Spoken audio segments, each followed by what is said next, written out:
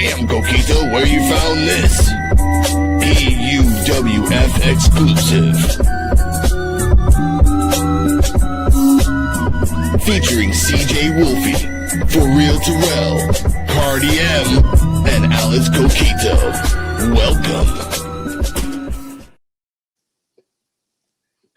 Woo! And the running back up and forward, ladies and gentlemen. Welcome. Sorry for that. My throat is messed up.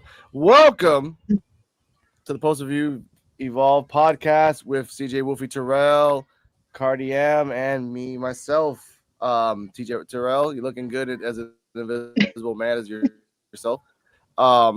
We're joined today once again by a lovely guest, Mr. EOD Wrestling Hum 33. How are you, sir? I'm doing well. Hope everybody had a good weekend and enjoyed themselves. Yes, we did. It was nice. We were, by the way, check out the episode channel of Influential Sports. Me, CeeJayWolfy and Terrell. Yeah, CeeJayWolfy and Terrell had a debate with us, and they won fair and square. Yeah, Terrell had an emotional speech that almost made me cry. That was actually really good. He's not even hearing all this, and once he realizes this, he's like, "Oh man, I'm gonna cry too, man." Hey, Terrell. Going on? How y'all doing? Yeah, CJ's laughing. She knows what's up. All right. Did I miss the end ladies of and the gentlemen. joke? No, we were giving you praise. Yeah. You know, we were giving you. Oh, what the hell was that? You were the invisible man for a moment. Invisible man for a moment. We're giving you praise that you wanted to debate fair and square. Oh, the hell that was. That was not me. Oh no, that was Siri. That was Siri. Okay. Oh, Okay. I should, you know what? I should really look into that Apple lawsuit with Siri because these devices be acting really strange. yeah. Yes. No, yeah. But, Yeah. ladies and gentlemen, welcome to the Evolve podcast. Yeah. Episode 17. I have to say this now out of respect and just for addendum. I have been waiting for this episode for a whole week now because they have been setting up Kylie Rae versus Wendy Chu since like episode 1 to 3. And then after that, and by the way, they showed the video package of the whole feud from beginning to the end in Evolve. I rewatched it. It was very thoughtful. They showed the bear. They showed that Kylie was never really like into that crap, but she was sucked into this whole feud with her. They showed Zara Zecker and saying like, I accept. And now, as they said themselves, this is the match that will determine the feud and end this forever. This will end forever. Put the fingers because you know damn well it's a lie. So, before we continue, Cardi M, what are your thoughts before you get to the main events? What are your thoughts on Kylie Rae versus Wendy Chu, last woman standing? Before you even Get to it. Like the beginning video package. Like I said, they showed the whole history with a cool little like metal song at the end of it. Well, we were talking about storylines just a few hours ago, and this is a good one. I think that I don't know. This is a long time coming. Like it needs to close out eventually because this has been going since like the beginning of Evolve. So I want to see where it goes, and I want to see eventually Kylie beat Wendy or whatever Wendy's master plan is. Yes, this is before. Like that. EOD Wrestling Hub, your thoughts on the video package, and no spoilers. Just what was your expectation, like just getting to this episode? Well, whoever did this, the production wise, they're showing that maybe they might have to make an Evolve for Evolve at some point because they're doing the same thing NXT did to become like the third brand. This was the first time they did like a complete story, and I liked that they showed it from beginning to end. So they really did think it out. So I really liked it. They didn't leave no parts out. So, yeah, it really set the tone. So it made me anticipate the match even more. So I liked it. It was really, really good. I did. CeeJayWolfy Terrell, what are your thoughts on the video package before the show even started? I like it. It did showcase all the stuff they have from the first episode to now. And it's good to show that for their last match together, which is last woman standing match. But yeah, I like it. I like how they went through that. Okay. Speaking of things that I did not expect, we start for the first match. Keanu Carver versus Ice Williams. Now, I don't want to say specifically, this Ice Williams was on an excursion and basically on a winning streak in someplace else. Oh yeah, he came out of nowhere. He came and again, the last time we saw him wrestle was when he was gonna side with Swipe Right, but then sided with Cartwheel and Cappuccino. Last time we've ever seen him. Yep. Came back, but they said specifically that before he fought Keanu Carver, he has been on a. Ice Williams gets to the apron, gets to the ropes. Keanu Carver is getting held back by 3 fingers of the ref. Just like, hey, please don't, hey, don't, no, sir, no. And Keanu Carver took him a couple seconds. He's like, fuck this shit. And just exploded offense on Ice Williams. Before the bell even rang. And Peter Rosenberg said it. Yo, the bell hasn't even rung yet. Are we going to start? And then once he got him in the ring and was like, are you okay? Are you okay? Ring the bell.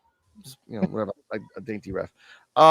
Back and forth a little bit, but this is what I loved about this. We expected, even the commentary said, this should not be a long match.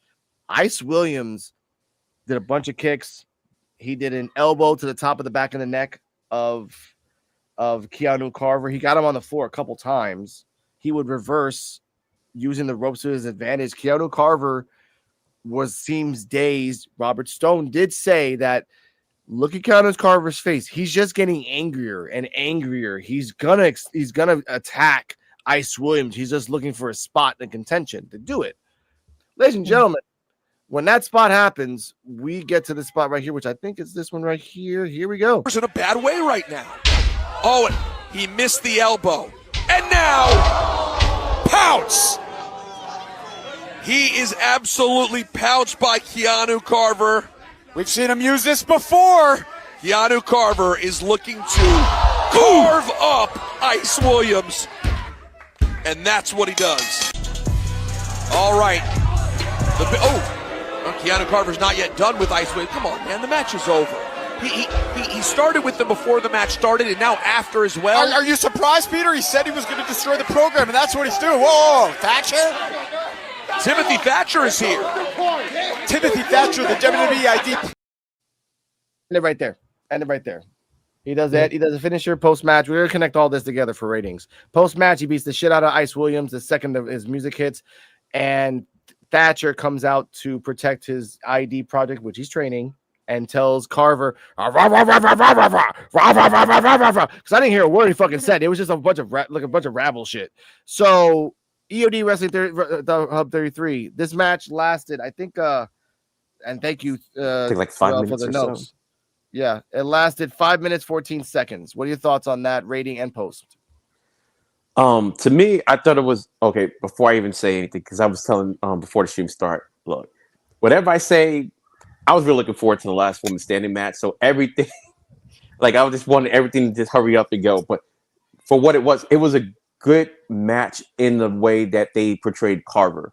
Like when they were talking about Ice Woman was on a winning streak, like I've actually been kind of watching Ring of Reality of Wrestling. So I've been seeing the ID kids like all over the place. So he's really been on a winning streak. Like this man's been. So the fact that Keanu Carver took him out, even though he did get some offense in, he like took him out. Like he's been on a real winning streak all over the place because the ID, I guess they have an ID championship that their tournament that's going around the independent scene right now. But I like the fact that Keanu Carver is right, or not right, but he's all the ID people. As long as you're in the ID program, you're a target, and he don't care who it is. So the fact that he beat him up that way is like, okay, what did Ice ever do to you? You're an ID program. That's what you did to him. So that's why he took him out the way he did. I like the beatdown at the end. I like the fact that it looked like Timothy Thatcher is probably going to be the final boss for Carver at some point once he gets through enough ID people. I think Thatcher would be like, okay, enough's enough. I don't think Thatcher's going to beat Carver, but I think when this whole I beat up all the ID people come, I think eventually it's going to be Thatcher versus Carver. And Carver's probably going to end up winning that match too. So, yeah. But I really liked it.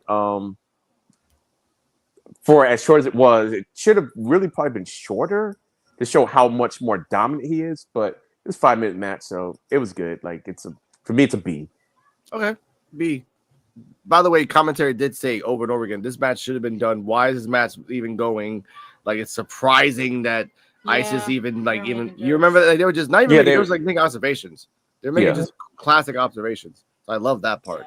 All right, CeeJayWolfy Terrell, thoughts, rating, and post that we're gonna see a Thatcher versus Carver eventually, probably 2 weeks from now. I enjoyed the match from start to finish.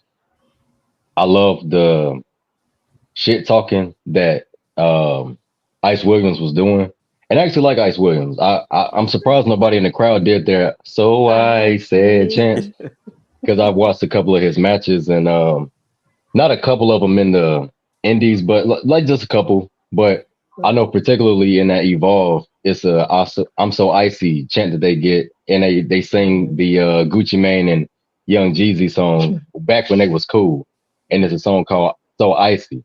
And when he's coming out, you know, he just like celebrate for the crowd, and they be like, "I'm so icy, so icy." But anyway, the match is really good. I found it kind of funny that Keanu Carver did a Samoan drop. Yeah, he did. Yeah. But anyway, I'm not mad at it. I'm not mad at it.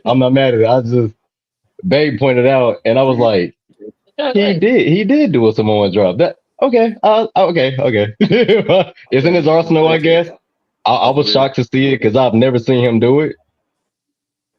Can we? I think he had been doing it. Okay. Yeah. I usually watch Evolve when I'm high, so I was shocked to see it. But anyway, but no. Overall, though, it was great. Commentary is always funny to me. Post match, seeing my boy Timothy come out, that's a match I will really love to see. Keanu Carver go against Thatcher. But overall, the match is great, from So Icy shit talking to the end result. I'm gonna give it a B as well. I'm gonna give it a B. Yeah, I'll give it a B too. Yeah, it should have been finished already, at least about 3 minutes. It should have been finished, but I get the match B. It was pretty decent, and I was looking forward to seeing Keanu going after Timothy for real. That would like to be a good back and forth match between the two. Okay, I respect that. But Cardi thoughts, rating, and post. Thatcher versus Carver in the future. Thatcher versus Carver. I would love to see that match. Ice Williams and Keanu, like, he definitely got a chance to try to show out for those few extra minutes that he was hanging in there. Like you said, the refs were like wondering why he was hanging on. But mind you, I don't know if anybody mentioned this, like, Ice Williams was there to stand up for the ID program and all that, so he was, yeah, heroic. That's a good detail. That is a good detail. Yeah. Go ahead. Go on, your rating. No, my rating, I also give it a B. And about the Keanu Carver thing, again, it is pre-taped, but it's catching up to, like, not, like, it's catching up to real time. Like, they're probably somewhere like May-ish. There's no way they planned this shit. The writers aren't that fucking. So my crafty. point is, I don't know if Keanu has done a Samoan drop before, but if this is after he did those tweets, exactly, and it's just like, guys being petty about it. This some Black Mirror shit right here, man. This is, I'm like, you can never connect the fucking dots on this fucking crazy shit.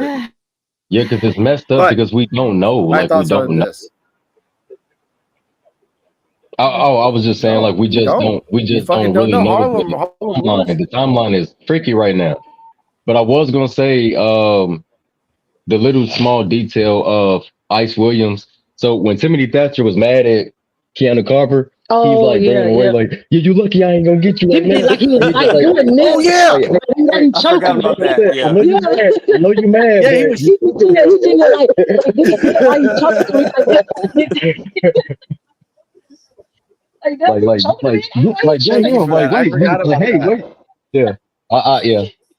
Yeah, thank you for that. Oh my god, that was awesome. I forgot about that, because at the end he got out of the choke, but then I'm gonna get you when I see you. But Williams is like, wait, I'm still here. I'm dying. He let go. Thatcher looked at him, did it back again. He's like, you're all right, and then took him away. I'm like, no, you're kidding. Okay, but I get that. But this is a good storyline for Carver. I give this match a B, because again, it was 1 minute too long. just 1 minute. You're on a winning streak, but you're against Carver. That should be like you're climbing up the mountain, you find some ways, but you get to the point that no one ever passes, which no one will ever pass for a long time, and your ass is going down. That was the 1 minute too long that happened for me.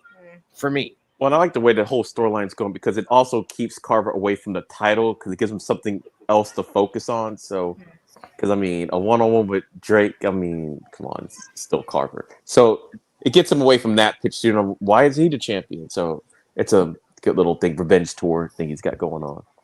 Yeah, that's true. We'll work his way back to redemption. We'll talk about Drake in a second later on in a minute, but I want to say this: we understand Carver's weaknesses too. It's repeated, and I mean repeated fucking attacks to his neck or his head. It's the point where Carver kind of like gets out of unconsciousness. It's like, oh shit, wait a minute.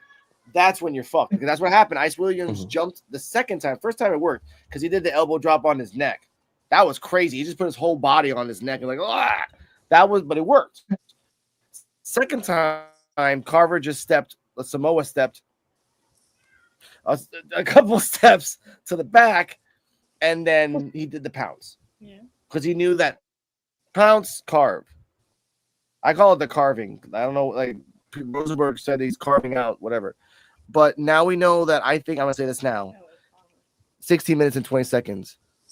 All roads lead back to Harlem. All roads. Hit this because Harlem Lewis is still a part of the ID program as well. So it's just going to go all the way back to his ass. But ironically, pre-taped or not, Harlem's doing other things and other promotions right now, having fun. So we don't know when he's coming back. Like, I just saw him. We already saw him kill Trill London. We already saw him kill Cappuccino Jones. And do we need to see him fight Jack Cartwheel? I would like, and he already killed It's Gal. But I'd rather see him kill It's Gal again. That's fine. But like maybe 2 times, not 4 or 5 times. You know, But even with that, Alex, that's why this whole timeline is so confusing right now, because it's like we haven't seen Keanu on NXT. Nope. We actually seen Harlem Lewis Tuesday. Yeah, he was in that backstage segment with his girlfriend. With his girl, with his girl. Just he's on the LFG now, so and he's on LFG. Not Keanu though. So that's the thing, man.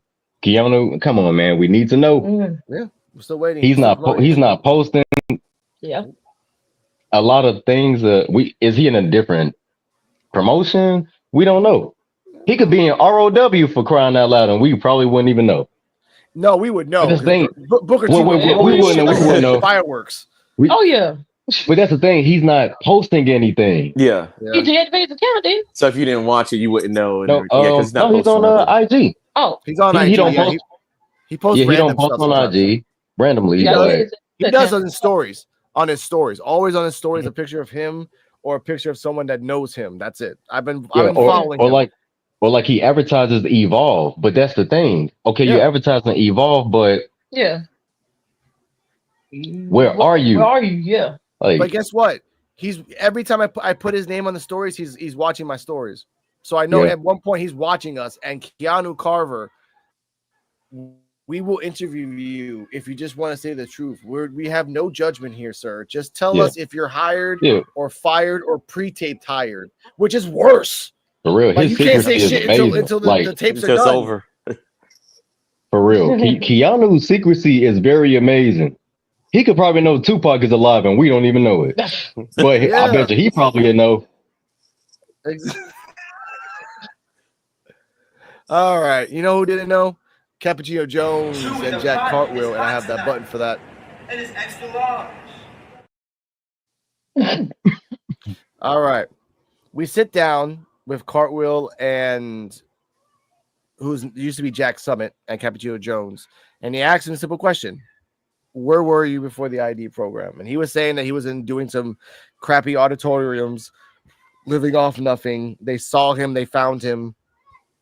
Jack Cartwheel as well. Jack Cartwheel and by the way, Jack Summit was doing stuff in Canada, Mexico, and Japan before they even picked his ass up. He was making his name already before they picked his ass up. So when they changed him to Jack Cartwheel because his family is a Cartwheel legacy, I can understand that. And then Cappuccino Jones, this is like a if someone was a felon and then they bring them back and they make a commercial saying like what better they did for them. He's like, oh, now I have better gear. I can get better food. I have a better living environment. And it all was because of the ID program. It helped me. I'm like, okay, how much did they pay you extra for you to say that exactly? I get that. I'm like, all right. I mean, but what are your thoughts? What are your thoughts, CeeJayWolfy and Terrell, on the vignette of Coquito Jones and Jack Cartwheel? Them explaining who they are and why they aren't on Evolve. It's good to know more about them, especially in their backstory before they got caught up with the ID program. So it's nice to know that. And they're keeping a lookout for Keanu Carver because he's going at the ID. So hopefully they can give a lookout on him because Keanu ain't playing with the ID programs no more. Yeah. But I like it though. I like the backstory about how they got there. Yeah, the presentation was definitely up to par. I loved it. I loved it better than Nomad Oasis, honestly. But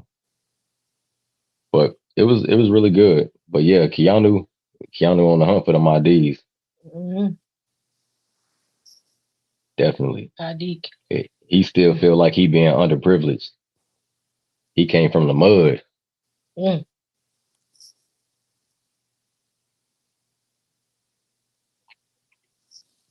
Maybe.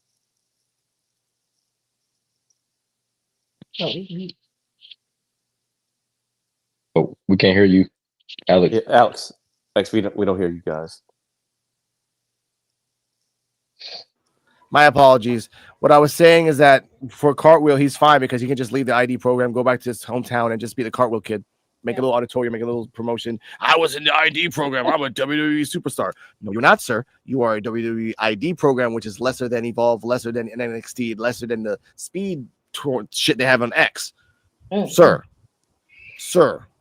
Okay. Well, I'll talk about that Wednesday. Okay, anyway. EOD, your thoughts on Coquito Jones and Jack Cartwheel vignette? They're giving them a lot of push. Like every 2 weeks, they give them something. To me, I think they are a future NXT tag team, and they're just giving it. This is where WWE does better than AEW. Like they're giving us a backstory, so we have a reason to care about them. Like I said at the beginning, all I want to see was the last woman standing match. So I was like, all right, hurry. But if that didn't happen tonight, like I really like when they do stuff like this, because I didn't know a lot of that stuff. Like I've seen them fight in the ID tournament against each other, but they showed like respect to each other, blah blah. But it's like they kind of like Vanity Project.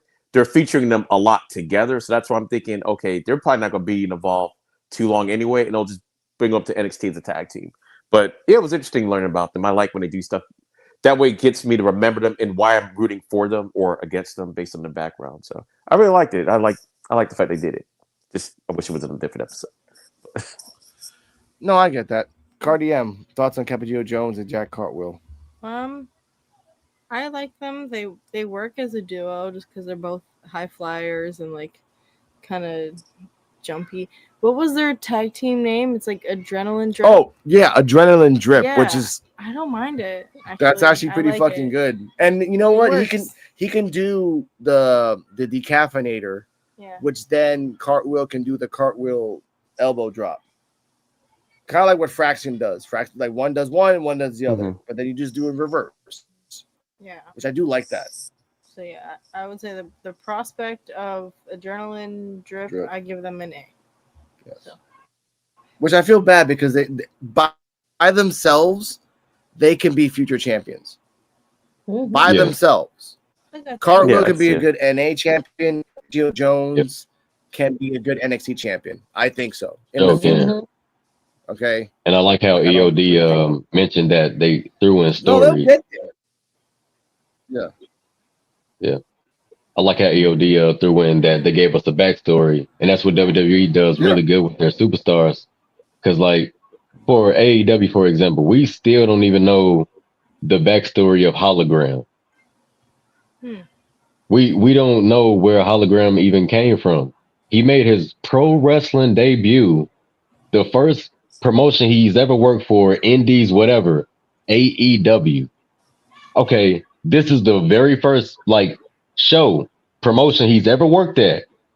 Not MLW, not no background, not no backyard wrestling, nothing. Where is he from? Where is he from? AAA? Was he featured on Lucha Underground? Like, was he a film director for Lucha Underground? Like, what is he? Who is he? Who is this guy? A reason to care. That's all. A reason to care or a reason not to care. I know who it is. It's Tony Khan. Fuck it, man. It's Tony Khan. I wouldn't be surprised if Tony Khan got some type of professional wrestling in his bones. I wouldn't be surprised. And just this whole time, we don't know it. Vince McMahon was a fucking comedian, and we didn't even know it until he started including himself into stories. Tony Khan is a legendary fucking talented luchador, and we didn't even know it. Such is life. That's weird as it is. El Grande Americano, we know all his shit. We know everything about El Grande Americano and where he came from. That's wild. But he has a story. Mm-hmm. Yeah, not hologram. Sometimes, yeah. That's crazy. Yeah, but you know what? To be fair, in WCW, they had a guy called Glacier. Didn't really explain his backstory either. He was just Glacier, and then he was the guy who got beat by Goldberg, and then he was just never around. Damn. So that's what happens about people. Now let's go to the next thing. Backstage. After they do this, they do another vignette of all the Evolve talent. Nikki, Callie, and Jackson, all the ones that they've popped up on NXT and other places. I wish they would have connected that Ethan called Vanity Project on NXT, and they're like, "Oh, what's up, Hundos? Whatever." Speaking of the worst thing in the world in wrestling, but the best thing for EOD, Vanity Project and Beyond Wrestling. Sorry, I had to heave all that negativity out of my soul. They are on Vanity Wrestling, all 5 of them. Bryce Donovan is actually there. Didn't say a word. What a surprise. Zeta Steele's like, oh, we're in Beyond Wrestling? Wow. You know, they talk about that they're breaking history right now because they have Jackson Drake, the Evolve champion, in Beyond Wrestling. You know, they're saying like, oh, you know, Jackson Drake says like, I don't want to break the vibe out of here. And Zeta Steele's like, there's no vibe here, man. They're all losers. Yeah, you remember that? You know that she said that. Jackson Drake is like, I'm the Evolve champion, yada, yada, yada. I don't want to talk about this, but I want to talk about the fact that he has had the belt for about 4 weeks now, I think. About 4 weeks. Not one defense. Yep. Yeah. Not one defense. And if we're going to do the whole, like, if we're going to do the Bobby Roode route where you defend the belt every 2 months, this is not NXT where you do that shit, because that's how Bobby Roode did it back in NXT. Like, I'm Bobby Roode. I'm going to defend it every 2 months or try to milk that shit for as long as I can. He wasn't hurt. He just knew as a talker, he can talk his way out of like repeated defenses. Even though everyone came after his ass, Nakamura. Anyway. EOD, what are your thoughts on this promo? And give me a project. How many weeks after today will Jackson Drake not be defending until he does? Okay. Drake, I'm about to defend you right here. All right. You haven't wrestled, though, so that kind of takes a little bit out of it. Here we go. Because Callie Armstrong hasn't defended her championship either. She has wrestled, but she hasn't defended her championship. And she's had the championship 1 week longer than Drake has had. So to be fair, no one's defended their championship yet. Because it is Evolved and it's a sliding timeline. So, but you got to wrestle. You got to do something. The promo was what the promo was, I guess. I can't say, I'm not going to be up here and lie, say it was a great promo and everything. But it was probably cool for the people in attendance to show some, the way they look at them now, they're kind of WWE stars, even though they're kind of lower, but they're still higher than wherever they were at. So it's probably kind of cool for them to just show up. So that was kind of cool. And the fact they used the footage, the only thing that I'm kind of worried, didn't he say that he was going to have a match this Wednesday? They said it was recorded on Sunday. I thought he said he was having a match this Wednesday, but it turns out it's next Wednesday. So I don't know if I misheard, but I was like, wait. why is the match like today? Didn't you say it was Wednesday? So other than that, it's like it was okay. It was cool that they're showing them going around because that's what the ID kids do or whatever. They're just all over the place. So I just saw Brad Baylor versus what's that Mathers dude or whatever. Marcus Mathers. Yeah, Marcus Mathers. Because I was about to say what's his name. They just had a match for the ID tournament. It's like double elimination type of thing. So whoever lost this match didn't progress. So that was actually a good match. But so they're everywhere. OVW, they're everywhere. So it was okay for what it was. But I was like still looking forward to the last woman standing match. So that was like a couple more minutes that I knew that match was going to have. So yeah, I know. We're almost there. We're almost.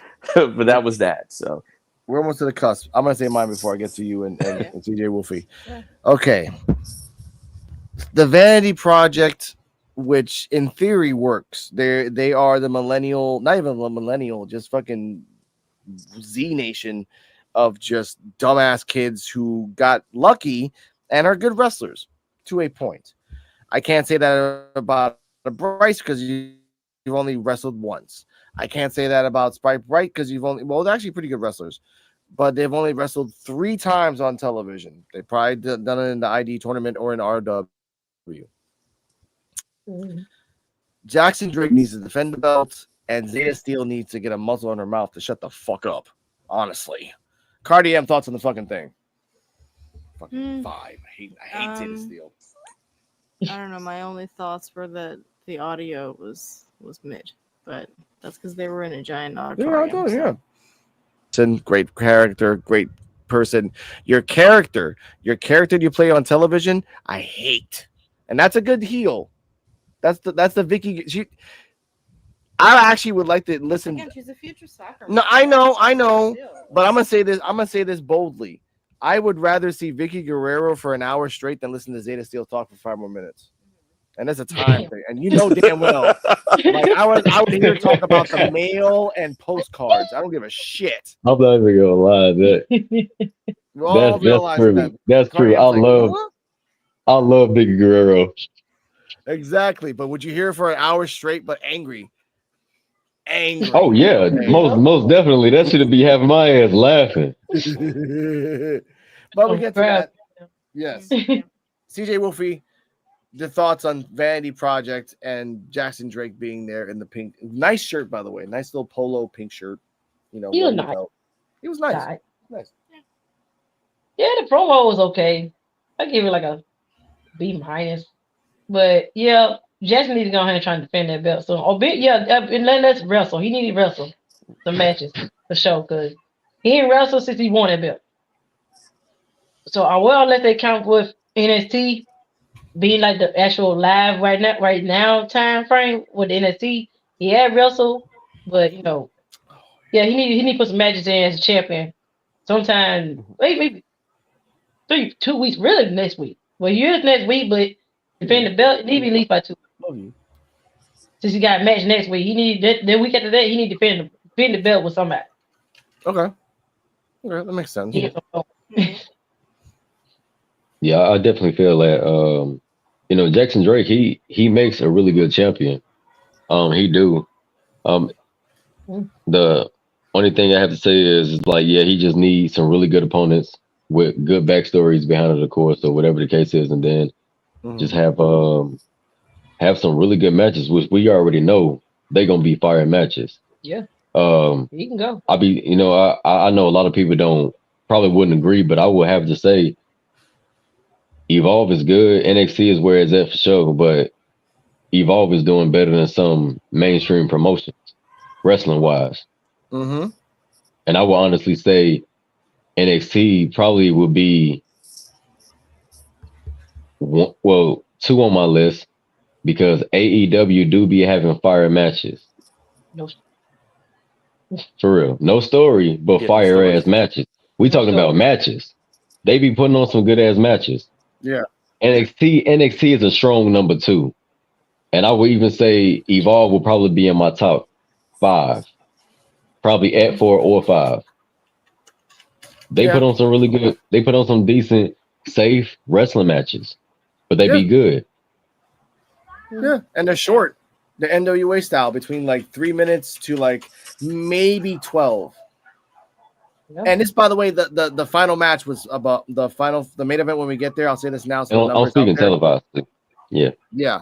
But I like your comparison. Televised because I was Yeah. saying televised because there's some indie circuits out there that will put a lot of mainstream televised wrestling to shame. Oh yeah, Sure. oh yeah. PWG on a good summer would just blow the people out the water. But Yeah.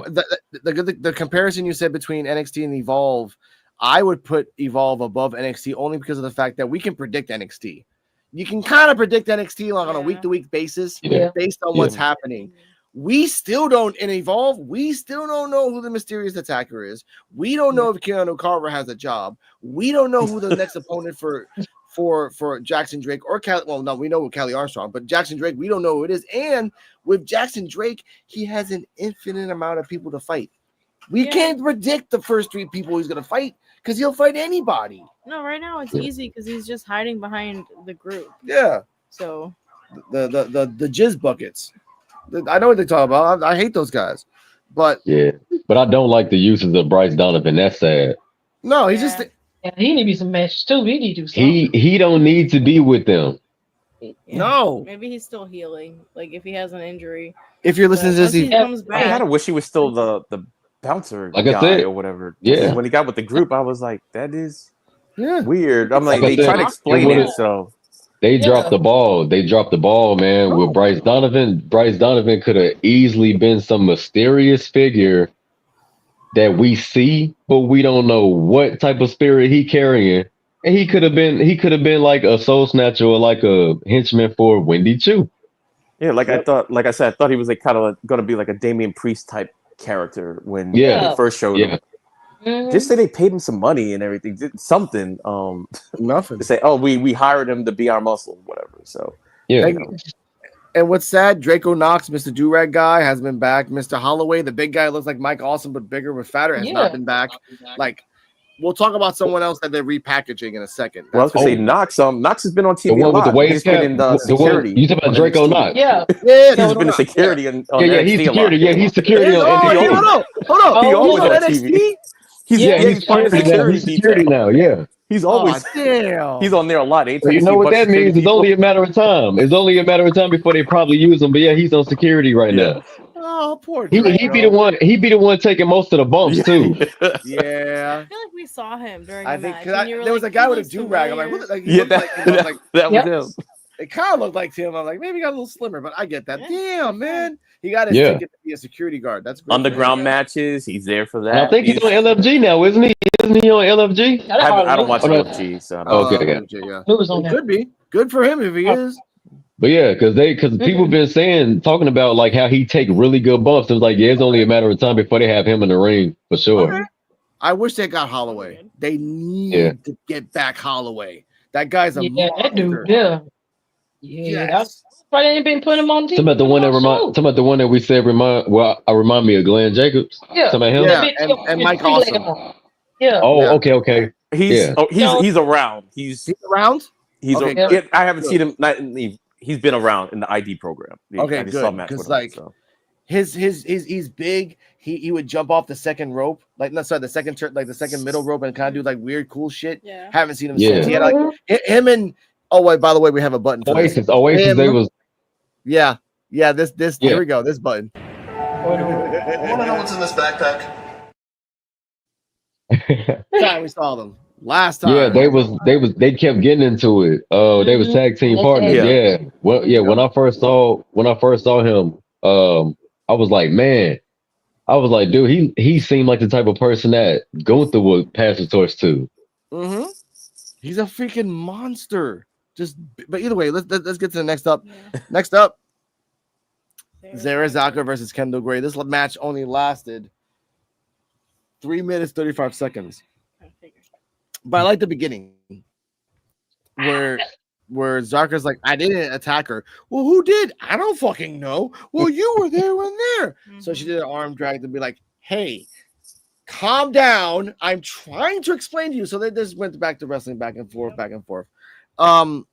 Ending of the match, Zara Zeka tries to do the Control X. which is the backflip into the cutter, which I love that she fucking does that shit. But Kendall counters or like stops her mid cutter and does, which I it says here in the notes, shout out to Terrell. It says here in the ropes, it hits a swinging back suplex. I will disagree. That is a Saito suplex. The way that the angle and the curve, that is a simply put Saito suplex for the 1, 2, 3. Even the commentators were talking and they didn't realize it was a 3 until after the like, with Kendall Gray, he's ding ding ding. Oh wait, well, crap, Kendall Gray won. Oh, there we go. Nothing saw things. So before we get to the post, EOD Wrestling Hub 33, your thoughts on the match, rating, and the quickness of Kendall Gray's suplexes, because it's fucking, they snap. Well, to me, I like the match, even though it wasn't much of a match, but it felt like it was longer than it actually was. I don't know. Well, they're doing a good job of trying to reestablish Kendall Gray with this match, but I call it ZZ because ZZ. Yeah, because I have a lisp and it's hard for me to say all those Z's and S's. So I did like her. I did like her offense, and I'm glad that she's back. We all knew like the accusations and stuff like that was too simple. It wasn't going to be her, but gives Kendall a reason to fight her and everything, and a reason to go hard. But they showed hard. They had a lot of back and forth. It was quick. It was good. It was decent. It was like a B. What I won't say it was a C because it was actually good for how limited that it was and stuff. So okay, I get that. All right. CeeJayWolfy, Terrell, thoughts and rating. 3 minutes, 35 seconds, though. Yeah, it was a pretty good match. If it was longer, I'll probably give the match at least a A. Because it was a good back and forth between two.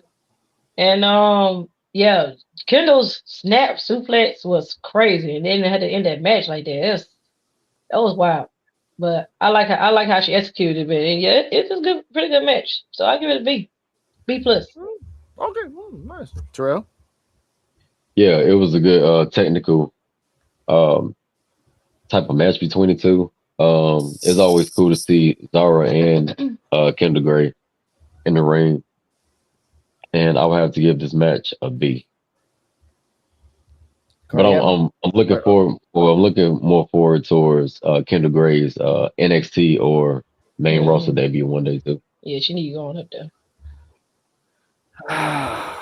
Repackaged as a evolved champion to NXT would fit her better. Yeah. Because then like she'll challenge for the NXT belt, win it, and then they'll say, okay, you have to let go of the evolve thing, and then they'll just do the whole fatal 4-way all over again to do another champion, which is fine because you don't have to like do a one-on-one match like that.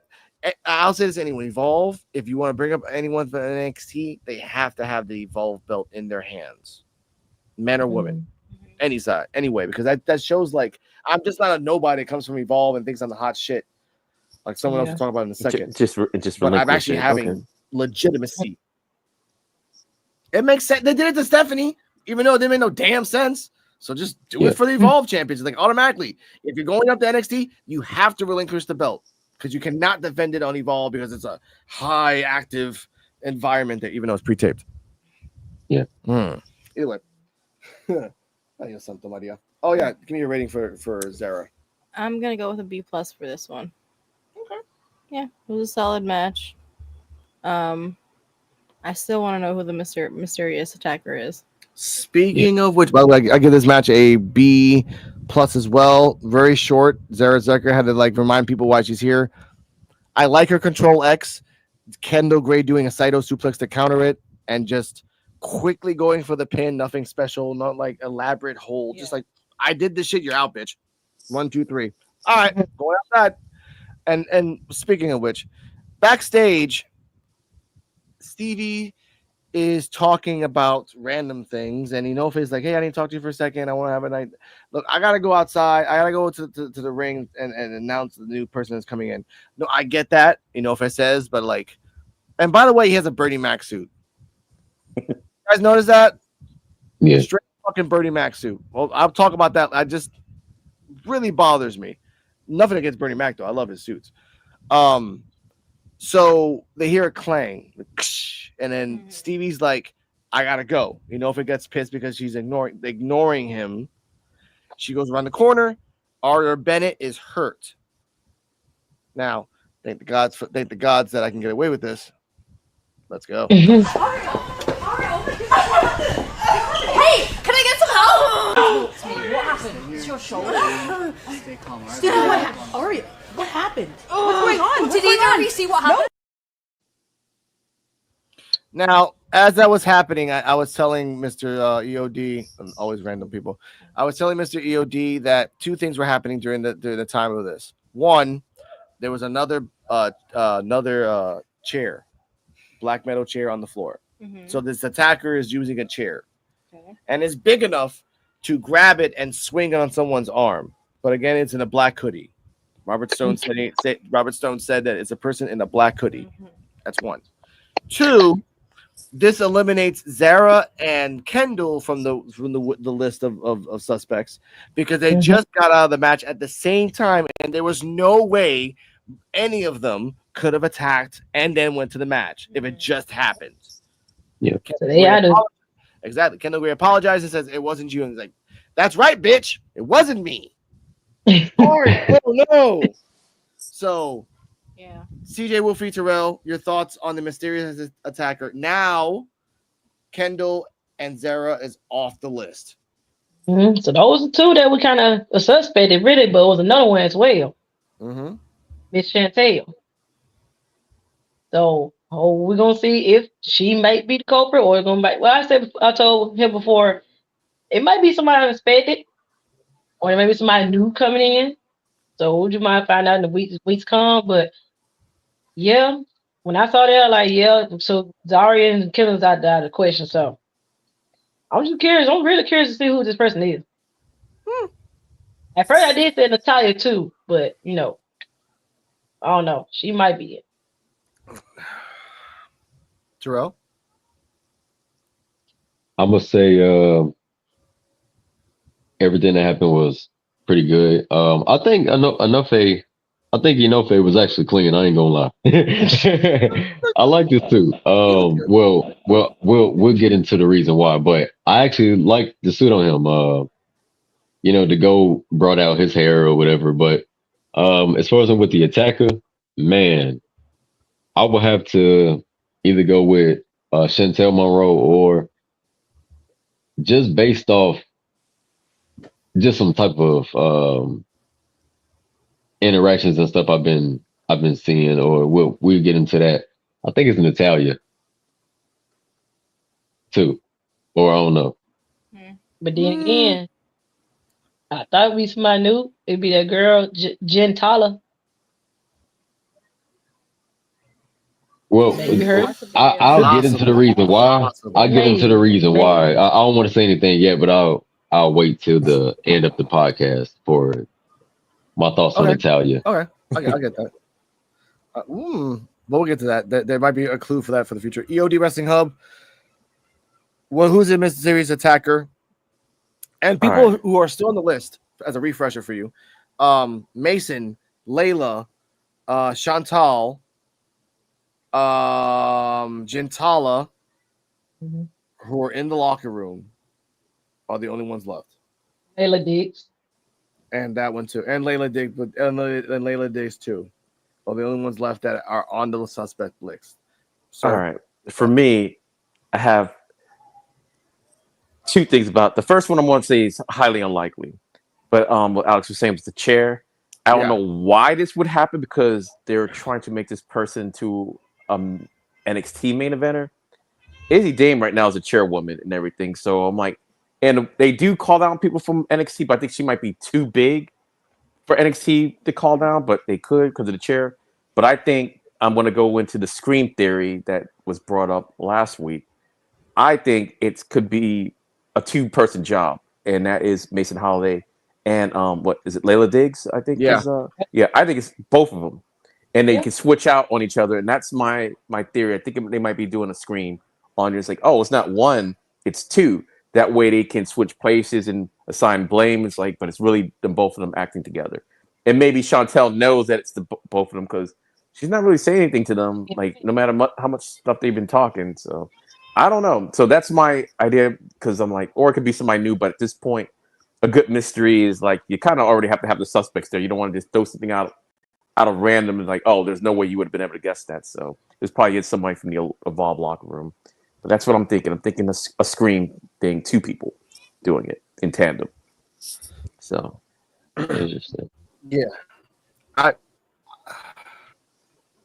I the weird thing is I love the Scream theory, and that's my number 1 top theory. Yeah, My second theory is Kylie. Okay. I still think it's kind of Kylie because like ever since Wendy started this whole fucking adventure, like it wasn't because like she was just trying to like it was for a purpose.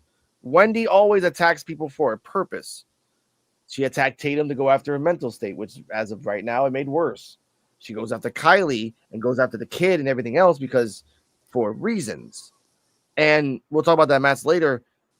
I don't know. I think it's either the Scream theory of Mason and Layla. The second theory is Chantal, or Chantal saw someone do it, which could be the woman that has no neck that was on LFG, the Humphrey chick. Nothing against you, ma'am. I just remember you by that way. Sorry. And if it's Natalia, the only way that it's Natalia is that they find a phone next to the victim. Because now she's doing the whole selfie thing. Oh, you want to do a selfie thing? Like, what happens when, like, boom, like, oh, I took a selfie of all the people I beat up. And then you just see a whole bunch of pictures. Oh, we found your phone, Natalia. And that's all the pictures of all the people that you selfie beat up. Doing the Austin Theory selfie. Yeah. That could be also. Oh my God, Austin Theory dressing up as a woman doing this would have been awesome. But either way, that's just me. That's just me. After that, we have a Layla. No, actually, yeah. Am I right about that? was it the Chen thing? Yeah. Thank you. Stevie Turner was going outside. Stevie Turner goes to the ring and she tells people now we got a new signee, a hot new signee coming in. I'm like, oh, cool. Who's the hot new signee? This is awesome. And then Dante Chen debuts in Evolve. I'm like, this is the hot new signee guy? Okay. Go back for a man. He used to be on NXT. He was so awkward too because when he came in, he started doing the thing. He's like, you guys want it? You guys want it? And everyone's like, oh. And like, it's 50 people. He's like, this is my home. He brings up the Ethan Page thing that it almost cost his career. By the way, he was not legit injured. He was just off TV. Okay, put that out there. He was not legit injured. He was off TV and sent to Evolve. He says that he's the new gatekeeper. He's the placeholder. Return of the Mac. Idris Enofe comes in. EOD might be fixing his internet for a second. He'll come back. Idris Enofe comes in the red Bernie Mac suit, which again I do like Bernie Mac suits. Fly as fuck. Comes in. He says, "Look, you are doing the same thing I did. You're the new guy. They give you love. They give you praise and all this shit. And after that, you're just the next flavor of the month. I've been there. I've done that. You're not going to do that to me again. I'm not going to do this." Dante Chen was going to say something, and then Enofe punched him in the mouth. Before we get the post, CeeJayWolfy Terrell, what are your thoughts on Dante Chen coming to Evolve? Enofe being who's that guy that we talked about, the Native American guy? Eddie Thorpe. Enofe becoming the new Eddie Thorpe. Mm-hmm. And your thoughts on that?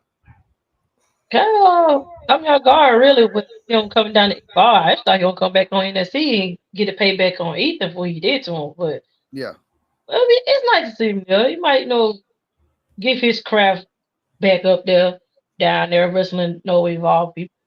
So, I see he's gonna have his first feud with him. So we'll see what they're gonna do with them two in a few weeks. But it's all right. Don't take Chen pretty cool. Yeah, Terrell. Yeah, I was happy to see Dante as well. He was one of my. I mean, I liked him when he was in NXT and stuff. Uh, he did seem like a bit of a fan favorite, so it was cool to see him come down to Evolve and see if he could work with some of the up and coming talent. Um, and Inoue making a heel turn was the last thing I thought that I would see, honestly and truthfully. But I feel like it was always there. Like it's sort of, if I could say that, it was always there because when they was on screen with Brindley Reese, you can kind of see the frustration Like he just got already tired. was there, Yeah. lingering. Mm-hmm. Sure, I thought he would have Yeah. turned heel then and just split with Malik. Yeah. I've never. That's why I like the suit as well too, because he looked like he was gonna turn Dante heel. Chen. Yeah. He. I'll talk about that in a second. All right, Dante Chen. I think it makes sense because they're both like from NXT, and they're kind of on the equal level in that way. So I don't mind it. I mean, like, again, it's weird seeing Dante Chen and Evolve, but I think Inoue is a good, solid first match for him, if that's how they're gonna go. I get that because Inoue had like one match won, and then he was in the Fatal 4-Way Eliminator, got eliminated first, then he's going like down the hill. Like they showcased. Yeah, and he's back. Good. And again, he's an NXT transplant. So no, welcome back, Yodi. Hey, sorry about that. Yo. Okay. There you go. Since you're here, and I hope you, and I'm glad you're back. What are your thoughts on the Dante Chen debuting, Idris Inoue being the heel? By the way, if you didn't hear, oh no, I heard everything. I was able to hear. So yeah, you heard the part that Terrell's like, I like the suit. It looks okay, good, perfect. Again, I agree. Suit looks freaking Bernie Mac clean, so I respect that. What are your thoughts on that? When he came out with it, I was kind of shocked how red it was, how bright he looked. The first thing I thought about was Bernie Mac also. I thought maybe it might have been a little bit too big on him. But other than that, it was good. And it for the heel turn, to me, it's a little bit different than what Terrell said. For me, when he was tag teaming with Blade, the way his heel turn was different, but I always thought he could be a heel, but more like the cocky heel. Now he's like a serious heel, like, okay, I could have won this. You got the same. I was hurt. You were hurt. But someone's so special about you, they're just going to forget about you. Like, he's right. He was there and involved, like, a couple weeks, and you kind of already forgot about him, that he almost could have won a championship. So I get that. So I do like the heel turn. It does make sense. We just haven't seen this part of him before. And Dante Chen coming back, it's not like I never disliked him. He was good when he first showed up, but he was gone for so long that I kind of forgot he existed until he showed back up on NXT like a couple weeks ago. So at least he's working. It gives him something to do. So hopefully he can revive his character, because like you were saying, the crowd was dead for him when he came in. So he was trying to get them hyped up, and they're just like, probably like, I don't know how to respond to this right now because we haven't seen him in so long. So, but I think it's gonna be good for Idris. And I don't think Idris is gonna be involved for too long either. That's just my opinion. No, I agree. I kind of forgot about Dante Chen too. When he came out, I'm like, oh yeah. So it's Dante Chen. He's forgettable. And by the way, ladies and gentlemen, let's not make these superheroes like greater than great wrestlers. These guys had losing streaks and losing records before they even got kicked down to Evolve. All right. Inoue was hurt, so he was gone for a year. Dante Chen lost. All he did was lose. But he had some type of story. I just can't remember what it was, because I remember seeing him a lot, but I can't remember why now. It's been so long, but he was involved. It was always something. like the last one he did. Yeah. All he did was lose, for real. That was also the tripped out part about it, because like every time I watched him, I knew he was gonna lose. But but I still liked him. I still liked his in-ring ability though. That's like the funny part. That's just like with I wouldn't mind seeing Inoue go back to NXT and have a match against Adonis, and I know I talk real bad shit about Adonis a lot, but it's not because it's in-ring ability, because everybody don't get used as much as they need to. Yeah. And we know the reason why. We know WWE has changed, even with live events with, the main roster. So everyone it's not about the craft anymore. It's about looks. And is Blade still a part of No, he WWE? gone. Okay, I didn't know if he was gone or yeah, not. Blade's so. gone. Yeah, Okay. Sadly, yeah. Sadly, Blade is gone. But yeah, I mean, I would like to see Inoue go up against Adonis, just because I know that Inoue in ring ability is good, and I know that Adonis's selling performances are really good. Yeah, to me, the Adonis has always been a good wrestler. It's just that whatever thing they gave around, they dropped the ball when they had AJ Francis the other day when they could have met or something. But yeah, but they didn't even attempt to acknowledge that happening. So yeah, No mention of hero. And it's just it's little bits like this. Like, you're sending them back to Evolve to kind of like repackage them to get better. But if you repackage, you can only paint the pig so much. You can repackage a loser and see if it works. One of these two are gonna work. Maybe none of them. Maybe both of them. But we know that Dante Chen with the stupid little thing will get over and Evolve. They literally did the O'Reilly fucking song for this guy for one episode. That's it. So you'll get a gimmick, and you'll be the king of Evolve. That's as much as you can get, sir. And that's not a proud thing. But I will say that I have the video right here, ladies and gentlemen, of me making fun of Chuy Martinez. So I'm gonna put it right about now. Oh, look, it's Baby Martinez. Look at Baby Martinez. Hey, it's Baby Martinez. All right. And it's time for Layla Diggs. Fuck Chuy Martinez. He's a damn baby. All right. Layla Diggs had she couldn't talk in public. She couldn't really do crowds. She was really she hated public speaking. But it's like, why are you here? Because I've evolved, Chewy. Chewy's like, I'm a loser. After that, Layla did talks about how she's going up against all these other people. She wants to be different. Doing the performance center is a different experience, and she's ready for it. As everything is said, Gentala, no, I'm sorry, not Gentala. Loser Chewy tells Layla after the interview, hey, I'm a loser. And by the way, someone just attacked Aria Bennett. Oh, really? Yeah, it just happened. Wow. Then Gentala comes in and like, hey, I know. I could be more like, I'm a loser. I'm Chewy. Either way, sorry. Like the toxic, Avenger. After that, Gentala comes in. Gentala says, "Hey, I was supposed to have a match with Aria Bennett, but she's out. So Steven just told me that it's you and me next week. All right, bring your A game. All right, you bring it too." Chewy's like, "I'm still here." So, CeeJayTerrell, what are your thoughts on Layla Diggs' promo? Her still being in the suspects list, plus Gentala, and Chewy being a waste of space. Yeah. It was he doing an okay job. But the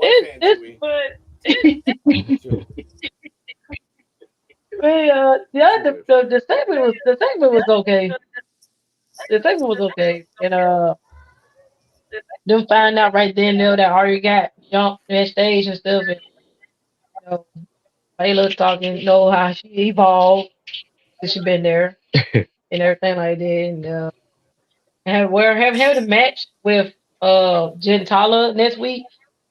We'll see if anything happens during this match.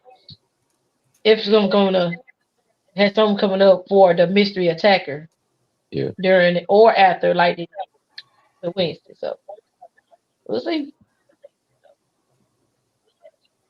Yeah, I think it's going pretty good. I like it. I like Layla Diggs. I think her in-ring ability has gotten better for sure. And as far as with her acting oblivious to the attacker situation, well, it wasn't even like she was oblivious. She was like kind of nonchalant about it. Like, right. like sarcastically speaking. What? Really? What's going on? Like, yeah. Like, oh my god, another one? Gentala, Gentala could have had she probably could have been the attacker as well, and just attacking people that's getting opportunities Yeah, to like, to like lessen the competition. Yeah. No, I think Yeah. she could be a for real. But here's the thing, though. You're thinning out the competition, but whoever's doing this is not getting close to Cali. Yeah. They're not. They're just getting people out of the way. Yeah. And that goes back to the Kylie theory. No. Like, nobody wants to say it's Kylie, but it could be her. It could If she went it off could be. I didn't even bed. think about it, but yeah, Went it off could the be. whole Mm-hmm. Yeah.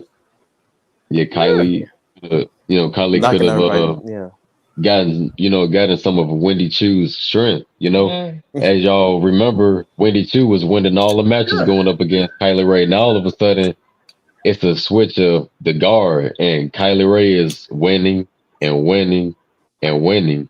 She probably took some of her power. And that's when the darkness is probably good, gonna Ed? come out of Kylie Ray. So like Kylie Ray could probably become the next Wendy Chu entity while Wendy Chu go to NXT.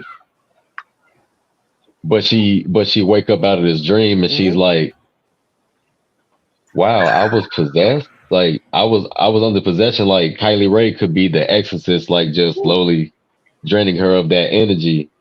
So Kylie Ray turns heel and Wendy Chu is back to being sleepy time. Or, happy dreams. Wendy Chu. And to add on a little extra, all the people that have been attacked are baby faces. Mm-hmm. No heels. Positive thoughts, baby face. Exactly, but that's the point. Like it's supposedly a heel that's attacking all these baby faces, but that's the wrench in the system that I think that it's actually a baby face. Is actually a heel posing as a baby face to block the fact that it actually is a I think if it is Kylie Ray, she's gonna come out and say like, as soon as Wendy Chu took my kid's teddy bear, I was done. Like I went off the deep end. I have to try to like go back and see that if it's the same exact time when the kid lost the bear, that it was the same exact time. Because again, no one how far back did it go? No one started getting back. attacked. I have to try to go back, but no one ever started getting attacked. Like I think it was around like episode 5 or 6.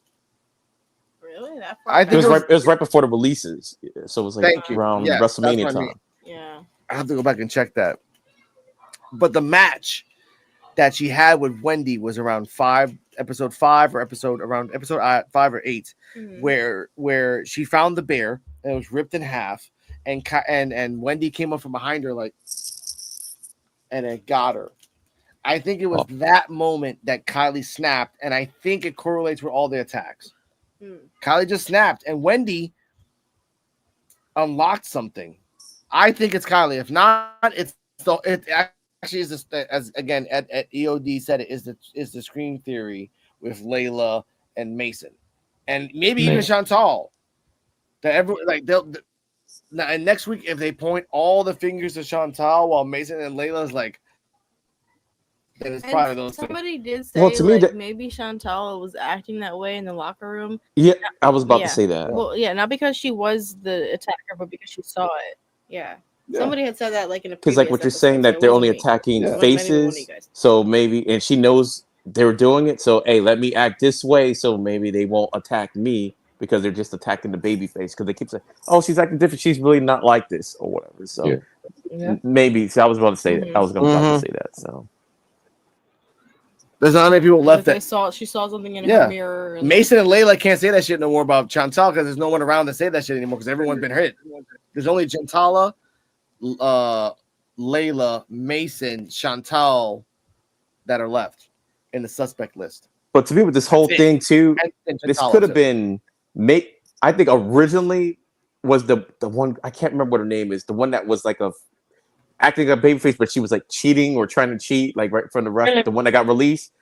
I always thought it was her, but she got, because I think the attack happened, then the release happened. Like after, since this is already taped, and I think it was supposed to be her, and I think they had to pull an audible and everything. I think everything that's gone so far is an audible, but I originally think it was supposed to be her that was supposed to be the attacker.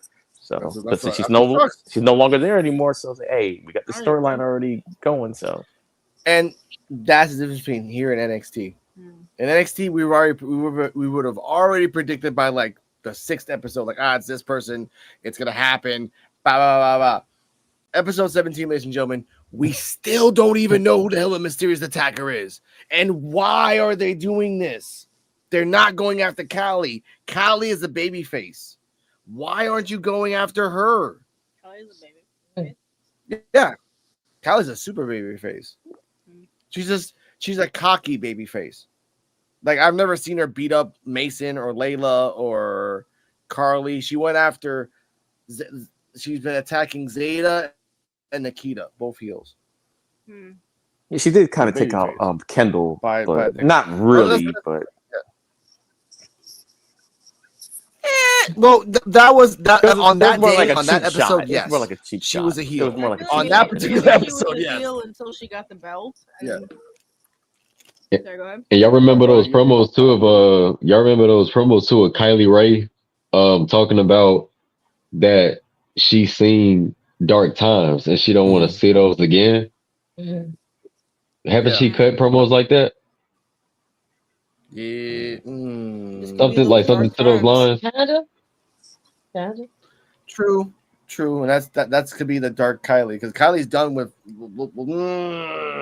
Because it's like, okay, if like we look at Brinley Reese and all them, but we look at Kylie Ray like, she's the happiest, one there. Like, she's the happiest on the whole roster, number one. Yeah. But she could just break one day. Yeah. Terrell, like Ron Killings. You know what's funny? Yeah. You just broke something up. You broke something that you just said out loud. You didn't notice this. She's the happiest one left. There's no one else that's happy left on the roster in Evolve. Ron Killings, like a horror movie. Ron Killings was number 2. Killings was number 2. That fucking makes sense now, because it could. She's the happiest one left.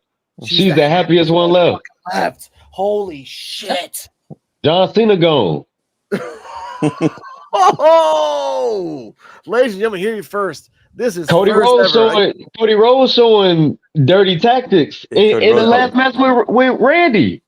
Yeah. And this is his friend. Like, I know your back fucked up, but I don't give a fuck. I'm attacking that back.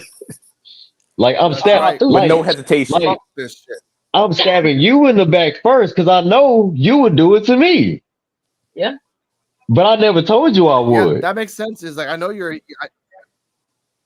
I know you're a snake, Randy, and I'm a snake too. But I'm dressed up as a bunny. I get that. But when you get like head butted or head slammed by John Cena so many times, you get a little distrustful. Yeah, I get that. And by Randy Orton alone, knowing that Randy Orton has punched legends and women, like, he don't give a fuck wrestling wise. So you know what? Like, in the Randy Orton rule book, like, think about it this way.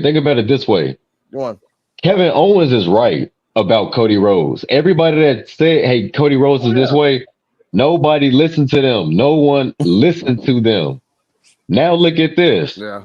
He wins King of the Ring. He literally said thank you to someone that he just stabbed in the back in front of the world. What? We just saw this man betray this dude on live TV.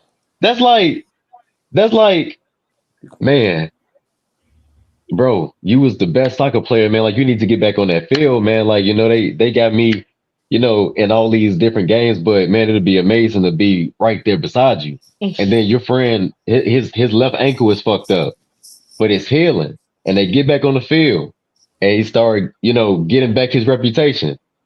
That friend gonna be looking like, damn, like, bro, I was in the same position as him, but this motherfucker suffered an injury. Like, he was weak at one point, and he came back and take my light, but it was his light to begin with.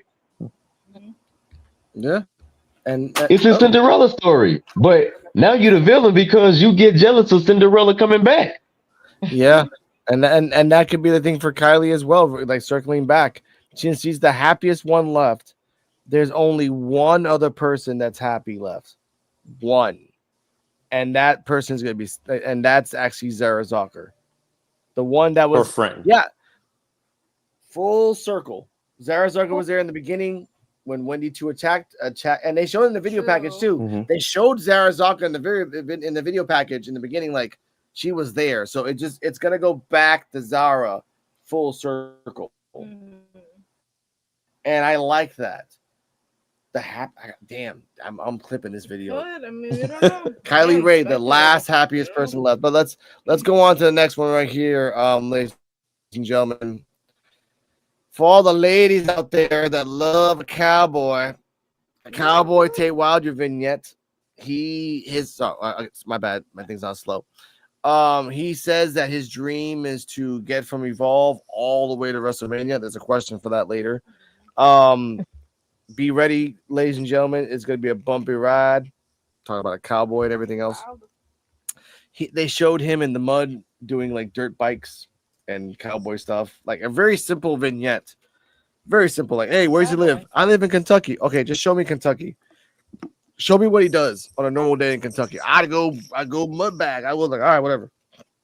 So, coming soon, Tate Wilder again. They didn't repackage his name. They didn't repackage him. They're just saying that he's coming soon again. EOD Wrestling Hub. What the fuck? Go on. That's all I'm gonna say. Like, what? He's the urban cowboy and everything. It's like it says for the late. I remember last week's conversation, but it was fine. Just getting people, even though they say he's coming, it's like he's re-debuting because he's already been on the show, but I guess he was only on it the one time. So it was fine to me. I had no problem with it. It was quick. Getting everybody just anticipation like they kind of was doing with Mathers. So they got something from you. This like the second week in a row they're talking about him. So he might be a player in the future. Maybe one of the people that go up against Drake in the future. Who knows? But it's fine. I didn't have a problem with it. It was cool what it was. Get the ladies interested in watching some more Evolve and stuff. So, CeeJayTerrell, your thoughts on the cowboy and him coming back? I hate that he don't be like advertising that. Well, yeah, be on TV that much, but he was doing all right with his first match. Just I guess I guess he needed more training on here and there. But I look forward to see what he can do when he comes, whenever he can back up. Terrell? Yeah, I don't think it was too much of an injury, maybe, but probably he just needed to sharpen his skills and get himself back on Evolve so that he could show us what his ringing in-ring ability could truly be in singles action. I think he was only in that tag match, right? Mm-hmm. Yeah. Mm-hmm. That's it. And then you got to repackage him, which you don't have to repackage him. Just put him in more matches. Yeah. And I ain't gonna lie, he's gonna be popular with the ladies though. He's definitely gonna be. It seemed like he had the same character, just more polished of what the character was, because he kind of came out as that cowboy Matthew McConaughey type of guy in that match. So that's what I believe. I believe history repeats itself, and sometimes every generation gotta have that Matthew McConaughey. So he might be popular with the ladies for sure. For real, every generation gotta have a Matthew McConaughey. But I think what they're doing now is, all right. But I will say, before we get to Cardi we can't call it a repackaging because you're right. It's the same character, just coming soon. So I guess what they did was a soft debut. People liked it. They enjoyed it. So now this is a grand debut of Tate Wilder. There's more polish. So that's what's going to happen. Like, more polished. A polished debut. Like, hey, you liked him. He was a cowboy. The girls liked him. Okay, we're going to see you in 14 episodes later. See ya. And then 14 episodes later. We didn't get his backstory before, did we? They did. Oh, we did. Yeah. Yes. First episode, I'm a cowboy. I'm doing this. I'm da-da-da-da-da. Freaking Terrell's like, oh, I know him. He's from this and this and this place. Like, he's a bull rider. They like him so much that they redid it. They didn't even talk about the bull riding. Like, cut the bull riding. You are a cowboy doing dirt bike stuff.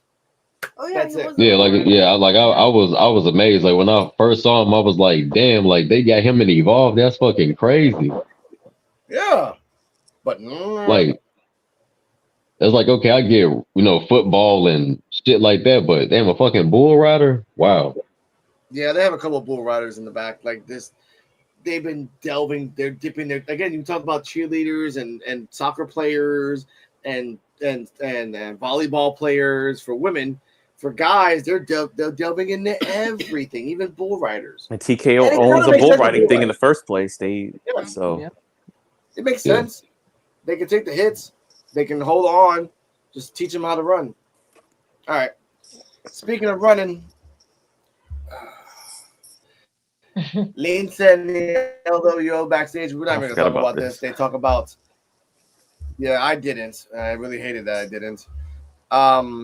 They Cardio. We talk about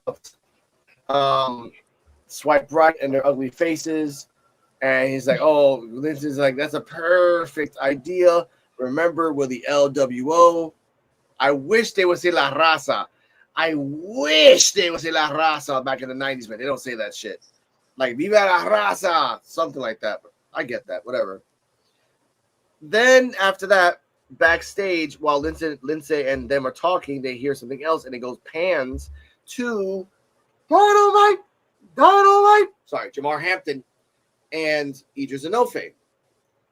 Idris is like, don't get in my business like you're a rookie. And, next time you come in my face, you're not going to like it. I know that's a weird thing to say, but I don't care. This part we're going to say before we get to the main event. Jamar Hampton versus Idris Enofe next week. CeeJayWolfy Terrell, thoughts? I'm not gonna lie, I did like how you threw in that Dolomite for Jamar Hampton because that's the first thing that came to my mind when I saw that shit, bro. Like, man, I was like, I had like fucking scenarios that I had painted in my head if I could have wrote this fucking segment, man. Oh, Lord. For real. And Looking forward to that match, though. yeah, he's just talking about Tomorrow, you rookie. He's like, I got your rookie. You blonde hair, red suit wearing motherfucker. That's right.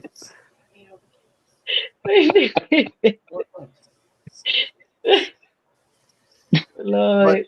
But I love this shit because again, I look at him. I'm like, this is a young Black Dynamite. I'm like, this motherfucker is gonna beat the shit out of you. And why don't you lean that way? Lean into that shit, like motherfucker. How about you say so? Let him talk and jive. Yeah, like have the boom mic hit his head. He's like, yeah, and if nobody can talk and jive, go get La Parker. I mean, y'all literally have a AAA deal. Go get La Parker. Let him teach him how to talk and jive. Oh, Lord. Why Or the not? voiceover actor, or the voice actor that did it, or whoever the voice actor was. But I still believe, like a kid, La Parker is bilingual. That's all I'm gonna say. I'm still that kid. Nobody could tell me it was a voiceover. No kid. I like that, but oh my god. But okay, who wins next week? Enofe or Jamar Hampton next week, Mr. CeeJayWolfy Terrell? Like Edge gonna get that win. Yeah, He feel like he gonna get that win. I think he's gonna win, Dirty. Yeah. And I like it. I get that. All right, EOD. Yeah, go on. I think Idris going to win too. I want to say maybe just because he did call him a rookie, but Jamar, he really did look good in his debut. And if he was a face, I would say, yeah, Enofe wins clean, easily. But I think he's going to win. But I think he is going to do something underhanded, even though he doesn't need to do something underhanded. I think he's going to do it anyway. But yeah, but the segment in itself, it was fine. It just kind of showed Idris as a new tough guy or whatever. So it's cool. So. Okay, I give you that. I respect that. What are your thoughts on Jamar Hampton versus Enofe? Who wins next week? It's kind of a toss-up. I want to say Enofe, but Hampton could come in and take the win. Honestly, so. It's his look and everything, and he was big enough and impressive enough to. But I don't know. That's And the also, thing, it's just was going for the championship, so that's why it's like. No, I know. It's just like Hampton has that power.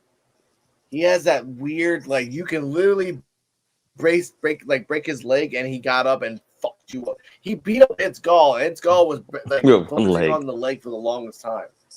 If he knows it doesn't do the same, yeah. And I love that. I'm like Hampton did a fucking badass like finisher on you, even with a broken leg.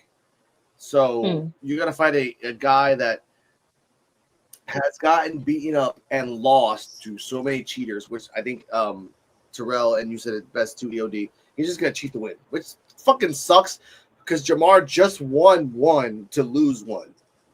So you could pick anybody else. Anybody else in the back. Trill London wasn't around at the time. I guess not, because Could've picked Harlem's Trill not London. around. He always He's on LFG too, so yeah. Oh yeah, Trill Trill's London on is on LFG. He's Wow. on LFG, yeah. So that's where he's at. Because I was looking at the commercial and I was like, bro, that's not Cappuccino. Like I can't think of his name. Trill London. I hate that shit too because like they took all the good players that could have been something and it took them to LFG and again this was pre-taped so we don't know how many episodes. How far into it, yeah. Exactly, we don't know, so we have to wait until they pop up again, which I'm guessing sure they're gonna pop again. But either way, we get matches for next week. We get Layla versus Gentala. We get the LWO versus Swipe versus Vanity Project. Not Bryce Donovan in this one again. It's gonna be Jackson, Brad, and Ricky. No Bryce Donovan. And we're going to get Hampton versus Inofe next week. Ladies and gentlemen, boys and girls, children of all ages, we've waited a time to talk about this, so let's talk about this now. The last fucking woman standing match, Wendy Chu versus Kylie Ray. Wendy Chu comes out to talk about that. They talk about this later, but I'm saying this now. Wendy Chu has been in NXT for the better part of 6 years. She's gone through 4 eras and NXTs and PLEs and takeovers. So this girl has done everything. I want to put that out there. Kylie Ray comes out. She does the I have a button for that, by the way. Kylie Ray comes out, and then I have it right here. Here we go. Hey,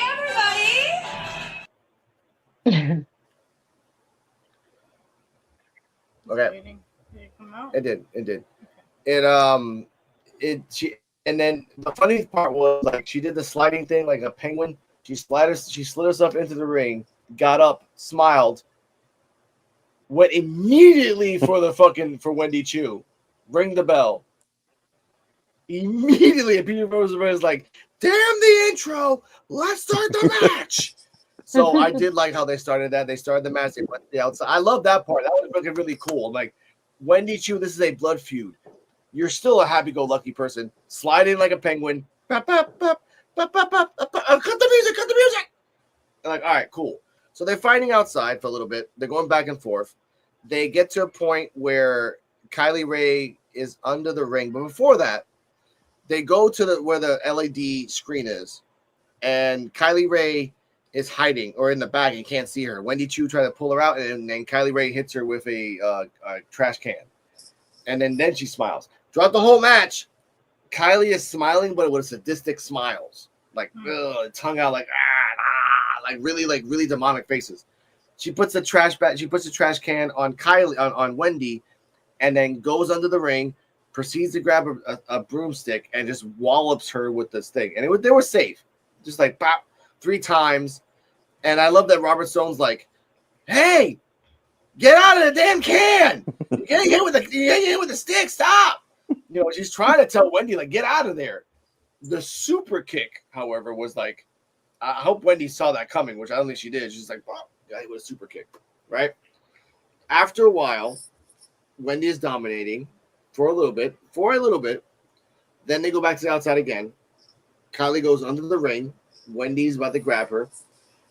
Kylie pops a black tube out of under the ring, and that's a fucking fire extinguisher. Shh. Oh shit! She's all fucking discombobulated. They go back inside the ring. Wendy grabs the teddy bear And then they also said that's the same teddy bear again.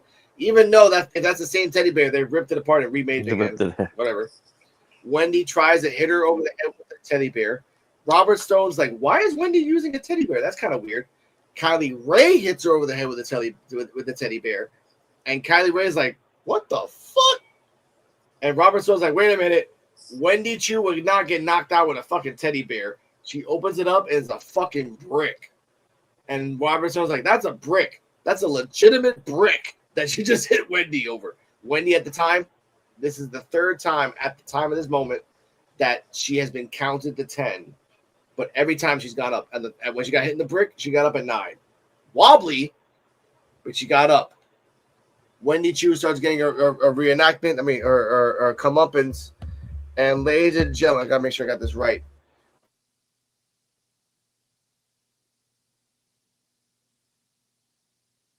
No. I guess he didn't have it right. Don't worry, he'll get it. Yeah. I think he probably pressed the wrong button or something. My bad. Sorry about that. My bad. I pressed the wrong button by accident. Here we go. And ladies and gentlemen, and here we go. He's going for it. I told you something was going to be in there. The question is what? Kylie Ray has had enough. She wants to end this thing. How is Wendy Chu even staying? She's got hit with a brick. Oh, come on. Come on. Okay, I want to put that out there. Thought it. Yeah, for real. They also brought up the fact that Pretty Rosenberg's like, I have to say this. I think Legos hurts worse than thumbtacks. Robert Stone's like, yes, it does. Okay, I have 8-year-old kids and I step on that. But the detail that I like that when Wendy Chu did the slam, her elbow and her whole arm just got a fistful of fucking Legos. That's why she's like, because she fucking literally hit her elbow on Legos. Kylie Ray, however, will hold back to her coccyx. Legos. Yep.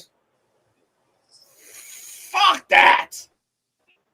This is after the fucking brick to the head. After. Okay. So after that's done, here they go to the outside. And ladies and gentlemen, what happens when an evil villain is determined to take you to hell with her? Well, let's find out. This is your main event. Wait. She's got her locked in. She's got her in the dirt nap. I think at least half of it's on.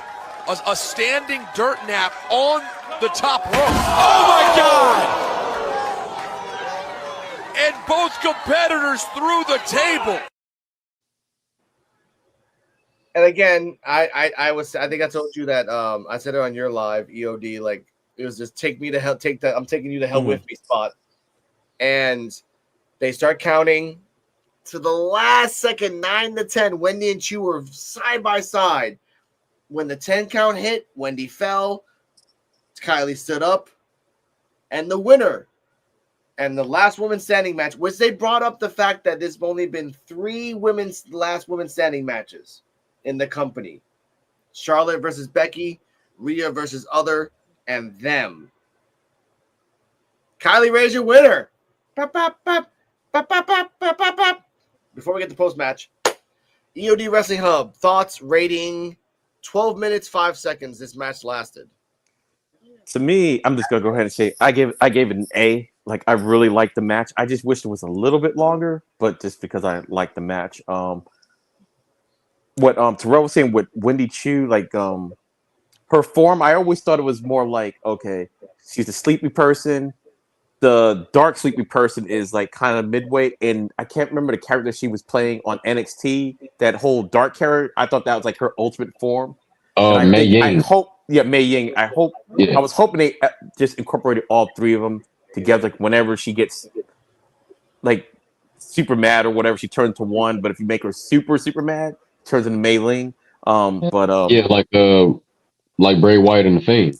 Yeah. So it's like I kind of hope they do that route at some point. Or like Demon Finn and Finn Balor. Finn Balor. You're gonna break it up for special occasions. But there was a spot in there where they got the toolkit, and I didn't even know what it was until Alex had to tell me. It was like because I was like, "What is that out of a toolbox?" I didn't even see. It was a part like the ring, Yeah, the ring post, and they took. I was like, "What is yeah, that?" part of the I was like, turnbuckle and I post. looked at it. I was like, Yeah, "Oh, it was one of the turbo." Like, okay, that's odd. And they started stabbing her with that.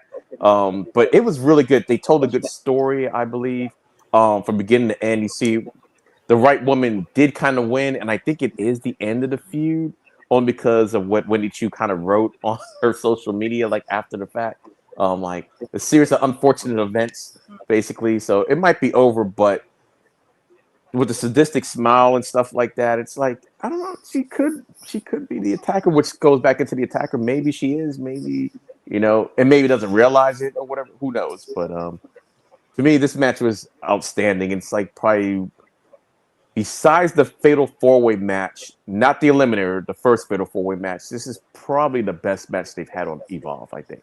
So to me, this is an A. Okay. All right. Cardi M. Thoughts and rating of the match. By the way, thank you for bringing that up. They used she did a Rainmaker lariat to to Kylie with the turnbuckle thingy, and then Yeah. Kylie did a crossface with the turnbuckle thingy to Wendy. Robert Stone was like Peter Rosenberg said before I tell you. Peter Rosenberg said, "This is a count out match. This is not a tap out match. You're not going to win that way." Robert Stone brought up, "Yeah, you're not going to win that way, but I've been in the crossface. You're going to pass out eventually, and then you're going to be counted out." So that's actually pretty smart that Kylie's doing that. Pass her out so she'll be counted out to 10. Go, Cardi M. No, I mean, my thoughts on this match, I'm going to give it an A because it was a good-ass match. I can't believe it was only 12 minutes, though. That's crazy. And, yeah, if this is the end of the feud, I am curious to see, the dark side of Kylie. So I'll say that. Ewald. All right. CeeJayWolfy Terrell, thoughts and rating of the match. They use tools. They use Legos. They use tables. And the right person won, I think. Yeah, the right person won, which I expected really her to win anyway. And it was a really good match. They both did good. And them Legos, it brought nightmare when she got slammed on. Lord have mercy, but Man, it was an intense, good match. I give them match an A. yeah, it was dope to see the storyline evolve the way that it did. And like I said, it was the story of David and Goliath. If you want to say this is like one of their level story bookings for Evolve, but it was the total opposite. Goliath was the victor until David finally conquered towards the end. Just like with Wendy Chu having that final boss type energy, and Kylie Ray finally, taking a step further just to prove herself again that she could beat her, against all odds. You know what I'm saying? She showed up and squabbled up for them dividends, man. I'm gonna give it an A. Okay. Damn. This match, and I've seen by the way, they didn't count. There's been 4 to 5 last woman standing matches. Well, four. But they only counted 3. They didn't count Oscar versus Nikki Cross, NXT. That was the last woman standing match. That should be considered a 4th. It was. What? You're like, no. I'm like, yeah, it was. Okay, I'm listening. Sorry, because I'm like, again, when Mauro Ranallo makes the immortal line, "Oh my God, you just hit light," and that's Asuka kicking a light with her foot. You can't forget that, ever. And ever since then, Charlotte versus Becky, good last woman standing match. Rhea versus good last woman standing match. This was a very compressed, evolved version of a last woman standing match. If this was on Raw or SmackDown for 15, 20 minutes, it would have been more. It would have been more graphic. It would have been more gory, but it would have been a good storyline. I give this an A+, an A++, because a storyline that started from the beginning has ended, and now both characters can go separate ways. Kylie, and to elaborate more on like the fractured psyche storyline with Wendy, it can happen that gradually she goes back to her sleepy style Wendy, because like the evil that she had has been transferred to Kylie, so now she's going back to just being sleepy time. I don't really want to have stuff on my face. I don't really want to creep up on you. I don't really want to make notes that say that are menacing. No, I just really want to have a friend because I don't have evil anymore. Where did the evil go? Her. And that's Kylie. Now, post-match. Yeah. Post-match, the boat is backstage with Stevie Turner talking about like, oh, that was a great match and everything else. I want to be here to give the guidance and to help the future of Evolve. He's like, oh, I like that. Stevie Turner's like, oh, I like that. Yeah, I want to also go after Kylie Armstrong for the Evolve Championship. Selfie. Bye. Okay. Cardi M. Thoughts on Natalya basically like tricking Stevie into a championship match for Evolve against Kylie Armstrong. Go. I don't know. That's an standing match. It was a good match. I don't know. No, I meant Natalya. Natalya backstage saying that she's going to go after Kylie Armstrong. Demanding, not really demanding, tricking Stevie Turner into giving her a match. I mean, she's got the seniority, so it doesn't surprise me if she wants a match, she's gonna get it. But I don't know why she's going for the Evolve belt. I remember that now. She was like, "Oh, I want the Evolve belt." Like I don't know. I don't get why. But I can't buy either. We'll see. All right. EOD, thoughts on Natalya versus Kylie Armstrong for the future? Okay. Well, I don't think Natalya was the one that challenged her. I think it was Natty that challenged for that belt, because if y'all have seen, there's two different Natalyas out there in the world. You got Natalya on the main roster, you got Natty everywhere else, and she's trying to kill people. So, I thought it was gonna be Nakia Lyons would be the first person up against Kylie, and maybe she could dust her off. But it looks like I guess they're skipping that and going straight to Natalya. We saw it coming, like the end of their tag match. She was eyeing that belt, and she said, "Yeah, I can go ahead and I can guide them and everything. I'll just be better as champion doing it and everything." And then took off. So it's like, okay, yeah, she definitely want the belt. And in fact, she is the vote. It's like she basically doesn't even have to wait for the PM to tell her what to do. She's got the credentials enough where if she wants that match, she's going to get that match. No qualifiers, no nothing. It's like she's a former champion herself. So yeah, so I don't know how they're going to. This might be a way for them to get Kylie off the show and move her up to NXT, but I don't know why you do it this way with Natalya. But I don't know. I'm not mad at it, but I wish they could drag it out a little bit longer. I wish they would have had someone else for Kylie to fight first, retain, then do the Natalya thing. And I hope they kind of distinguish Natalya from Natty, because she's like two different characters and everything. When she's Natty, she's a badass as Natty. So hopefully they incorporate that into the storyline too. So Okay. CeeJayWolfy Terrell, your thoughts on Natty? Hopefully this is Natty versus Kylie Armstrong, and Natty might possibly becoming the new Evolve champion? Question mark? She maybe. But I see it coming. Will said she been eyeing that belt when they had tag match. But yeah, hopefully this is Natty. But I'm looking forward to it. We'll see what she gonna do. Okay. Yeah.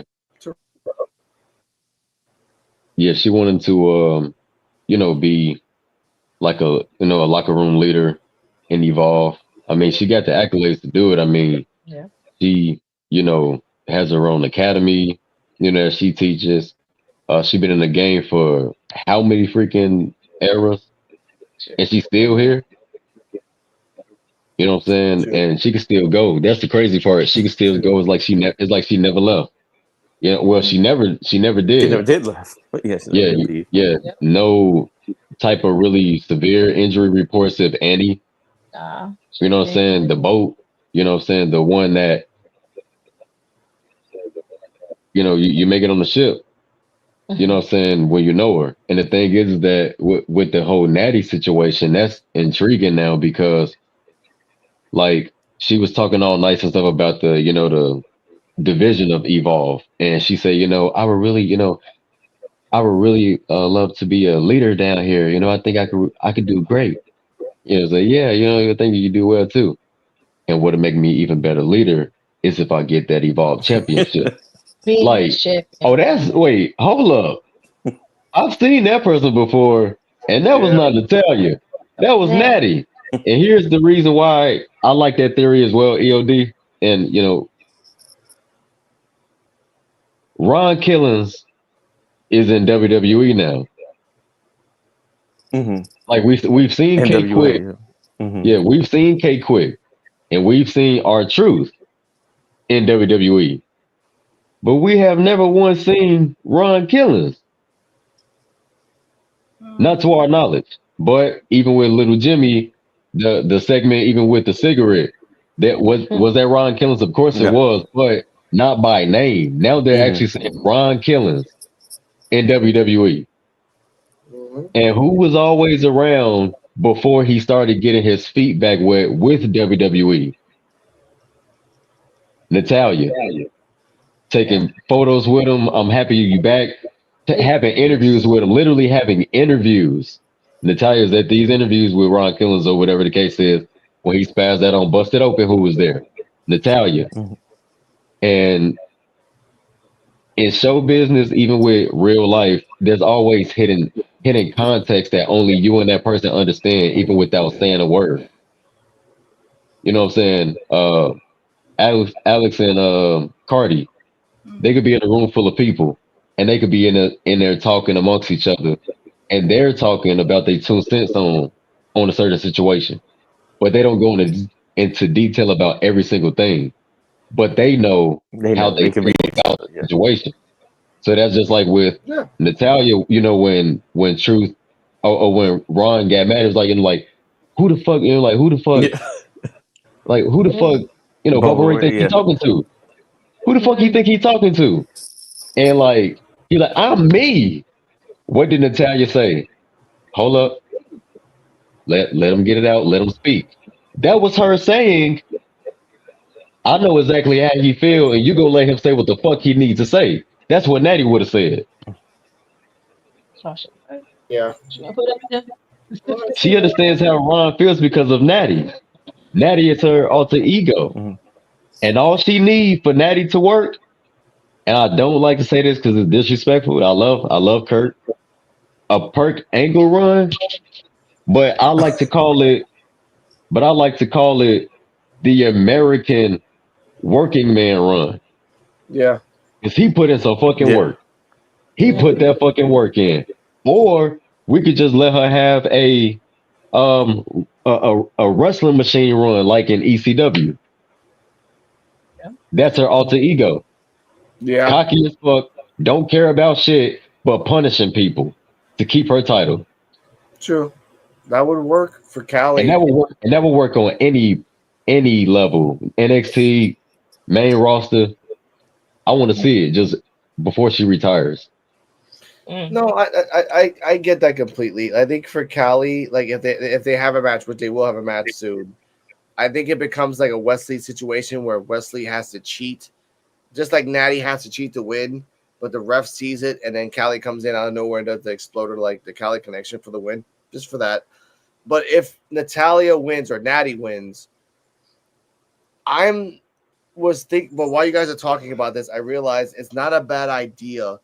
It's you know what's funny? They're basically doing a Jericho, but with Natty. Like give Jericho the belt for like a year. It'll bring people in because it's the name. So they're like, we have the female Jericho, it's Natty. Okay, sure, we'll just bring her in, give her the belt for like, and this is the Evolve timelines. So like for 3 months, which is the equivalent of a year, and then just let her beat everybody. You got a whole bunch of women in the roster. It doesn't really matter. And then someone can take the belt off her. Whatever. With this though, I'm like, if Callie's going up to the main roster, okay, not the main roster. If Callie's going up to NXT as projected, and then have fun with that. First off, Jada Parker, you're gonna get stepped over by Callie Connection. That's one. Two, she'll get the belt faster than you, which is sad for you, Jada Parker. Three, her finisher is better than yours, and it doesn't have to include her butt. And I like Callie Armstrong. I really like Kelly Armstrong because she's fast, she's reliable, and she's not a good talker now, but in the future she will be. She will be. Jada Parker already got her stick. She's at that. She's at the prime of her life in talking. That's as far as she'll go unless she changes her attitude. For Callie, she just started. But with all this happening, I want to give this whole episode, before we go around the ratings, even with all the crazy shit that happened with the Zara Zucker thing and the Keanu Carver thing and the useless Chewy Martinez, where he automatically gets a minus for me if he's there. A safely. Cardi M, rating of the match as a whole, as of the whole episode as a whole. There's no it's gal, which is sad. I am somewhere between like a B plus or an A. Okay. So let's just go B plus. All right, B plus. All right, get that. EOD Wrestling Club as a whole. What was this episode for you? Yeah, to me the same. I have to say like a B plus. Can't really say it was an A, but a B plus. It was a really good show, a must see show. But I can't give it an A.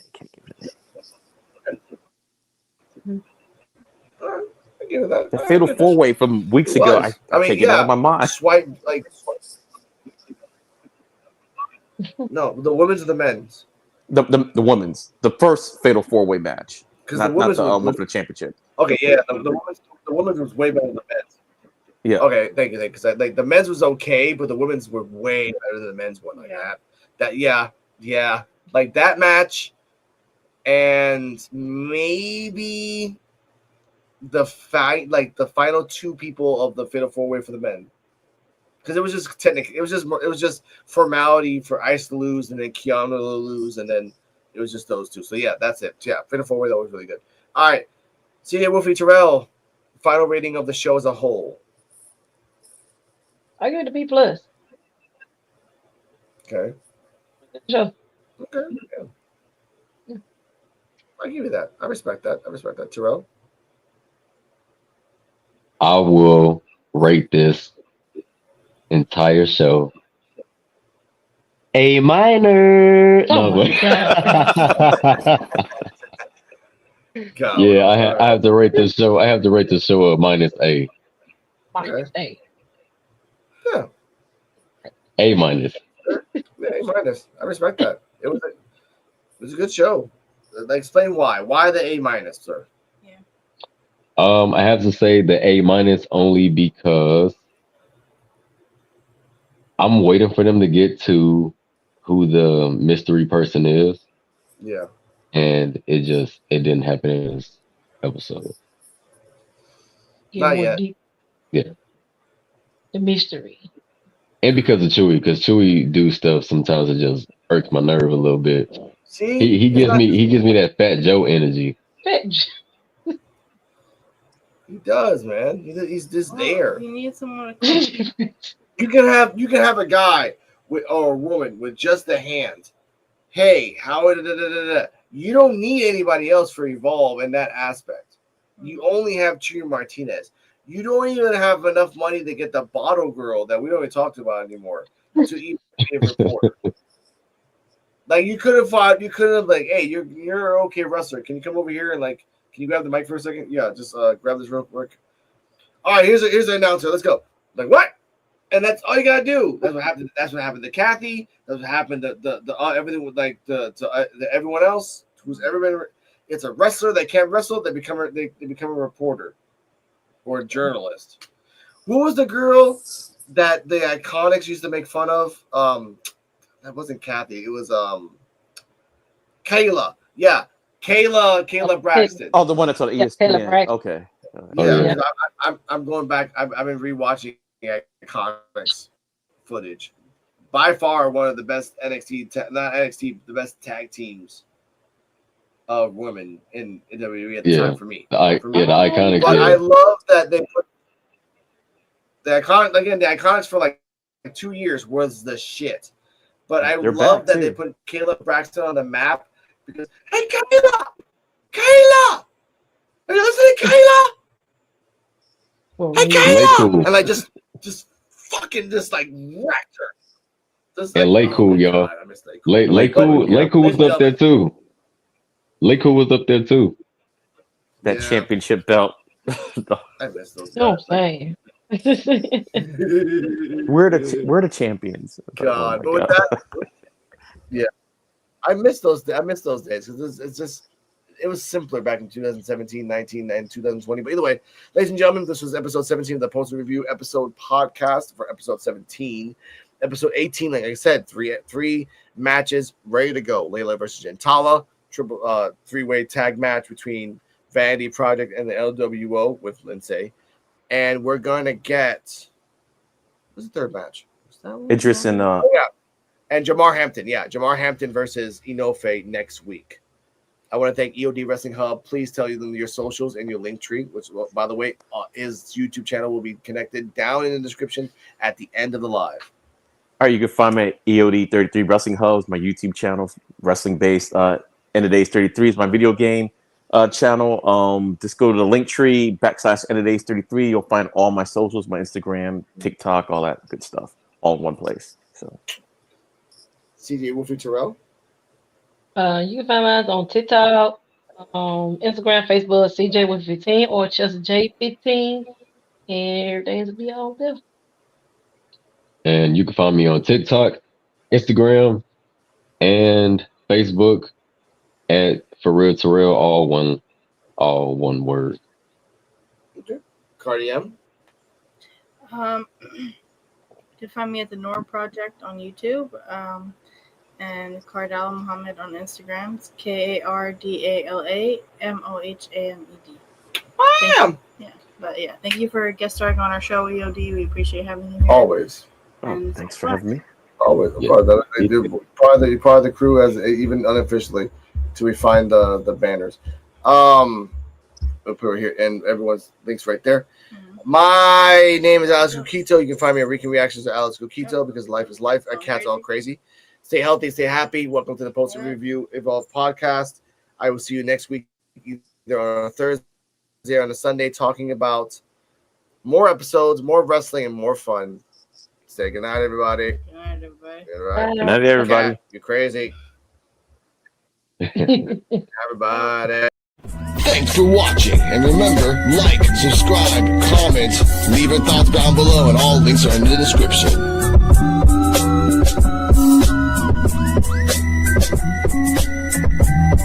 See you next time where we can evolve together. Coquito out.